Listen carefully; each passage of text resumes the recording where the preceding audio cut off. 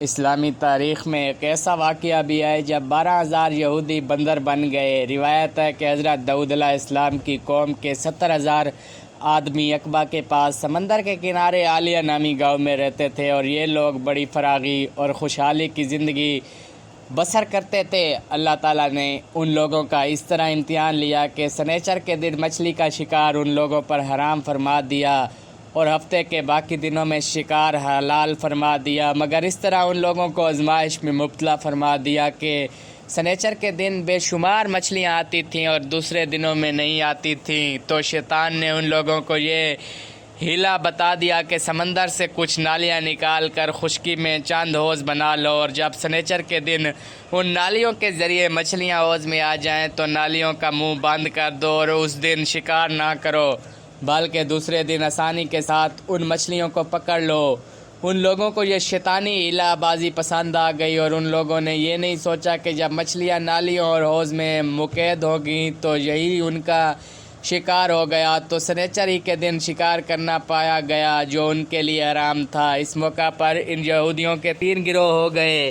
Number 1، کچھ لوگ ایسے تھے جو شکار کے اس شیطانی ہیلا سے منع کرتے رہے اور ناراض و بیزار ہو کر شکار سے باز رہے۔ نمبر 2، اور کچھ لوگ اس کام کو دل سے برا جان کر خاموش رہے، دوسروں کو منع نہ کرتے تھے بلکہ منع کرنے والوں سے یہ کہتے تھے کہ تم لوگ ایسی قوم کو کیوں نصیحت کرتے ہو جنہیں اللہ تعالیٰ ہلاک کرنے والا یا سخت سزا دینے والا ہے۔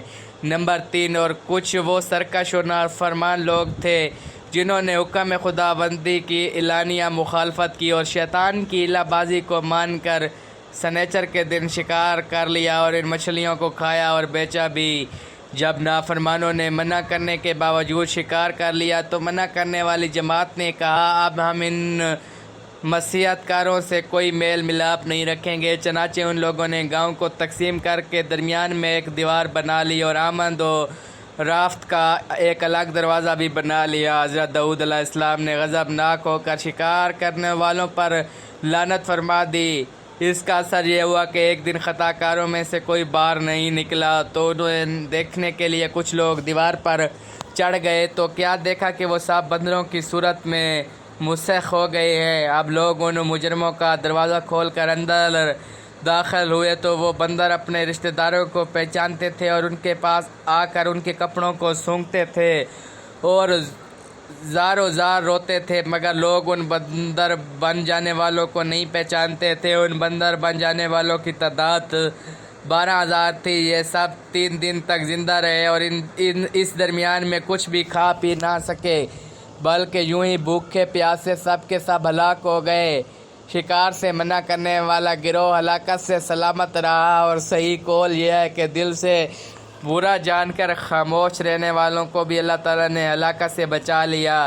اس واقعہ کا اجمالی بیان تو سورۃ البقرہ کی اس آیت میں ہے۔ ترجمہ قرآن: اور بے شک ضرور تمہیں معلوم ہے تم کہ وہ جنہوں نے ہفتے میں سرکشی کی تو ہم نے ان سے فرمایا کہ ہو جاؤ بندر دھتکارے ہوئے۔ پارہ نمبر 1 سورۃ البقرہ آیت نمبر 65۔ اور مفصل واقعہ سورۃ الاعراف میں ہے جس کا ترجمہ یہ ہے: اور ان سے حال پوچھو اس بستی کا کہ دریا کے کنارے تھی جب وہ ہفتے کے بارے میں حد سے بڑھے، جب ہفتے کے دن ان کی مچھلیاں پانی پر تیرتی ان کے سامنے آتی اور جو دن ہفتے کا نہ ہوتا نہ آتی۔ اس طرح ہم انہیں آزماتے تھے ان کی بے حکمی کے سبب۔